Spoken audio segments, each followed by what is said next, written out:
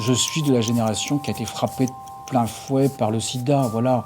Et ce qui nous intéressait à l'époque dans la lutte contre le sida, c'était la transformation sociale. Et c'est ça qui continue à me motiver, parce que les discriminations en raison de l'état de santé, ça continue. Il suffit de regarder le rapport du défenseur des droits chaque année. C'est, je crois, le deuxième domaine de discrimination, l'état de santé. Je suis moi-même confrontée à une situation de handicap, mais je ne l'ai pas toujours été. Malheureusement, je me retrouve paraplégique aujourd'hui en fauteuil roulant du fait d'une erreur médicale en fait.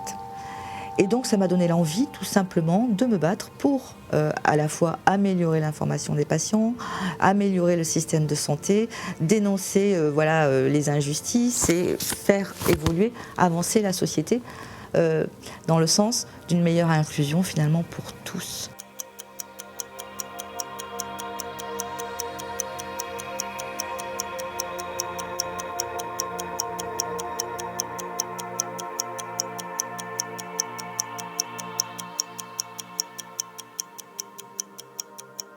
Les sujets qui sont abordés dans cet engagement, c'est les sujets de notre vie.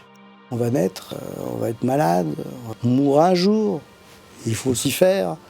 Et donc c'est des vrais... Les questionnements qui ont trait à la santé, c'est des vraies questions de citoyens. La démocratie sanitaire, c'est le fait que les malades puissent être acteurs de leur propre santé. C'est considérer que chaque citoyen a son mot à dire pour lui-même d'abord, mais dans le système de santé auquel il souhaite participer ou qu'il souhaite avoir dans son pays. Ça me semble extrêmement important et nécessaire que la démocratie sanitaire existe et que les patients puissent participer aux choix politiques, aux choix de stratégie de santé qui concernent leur prise en charge. Quand on est patient, on ne peut pas se défendre, quelle que soit la maladie d'ailleurs, parce que on ne peut pas se défendre, on est couché ou on est pris par des professionnels qui ont un langage qui n'est pas le nôtre et des procédures qui ne sont pas les nôtres. Donc on a globalement une personne fragilisée par la maladie, et c'est précisément parce qu'elle est fragilisée que le législateur a décidé de lui donner des droits particuliers. Il y a deux parties qu'il faut bien distinguer. Il y a une première partie qui est celle des droits individuels, le droit d'accès au dossier médical, par exemple, ou le droit au consentement de la personne malade, par exemple. Et puis, il y a des droits collectifs. Par exemple, le droit de siéger dans des instances de santé, de faire en sorte que les patients français aient des représentants à la Caisse d'assurance maladie, à l'Institut national de prévention, dans les différentes commissions qui sont mises en place par l'État. Voilà, c'est deux natures de droits différentes. D'abord, un groupe de droits qui sont les droits individuels et un second groupe de droits qui sont les droits collectifs.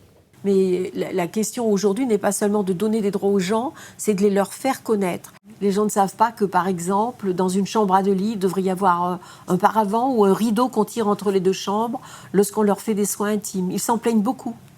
Beaucoup de patients se plaignent du manque d'intimité, mais ils ne vont pas le demander. Il faut renforcer les capacités du patient.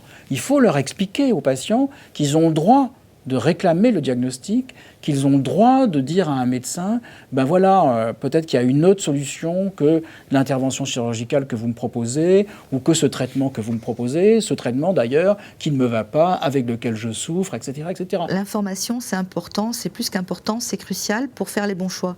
Si vous n'avez pas l'information, vous ne pouvez pas, de fait, faire les bons choix pour votre santé. Savoir, c'est pouvoir. Voilà, c'est ça qu'on veut. C'est avoir du savoir, avoir de la connaissance pour pouvoir mener sa vie de malade, sa vie de patient, du mieux qu'on l'entend. Pour en savoir plus, regardez notre film Abécédaire de la démocratie sanitaire en cliquant ici. Pour connaître le CIS et ses actions, rendez-vous sur les sites le6.org et 66millionsd'impatients.org en cliquant ici.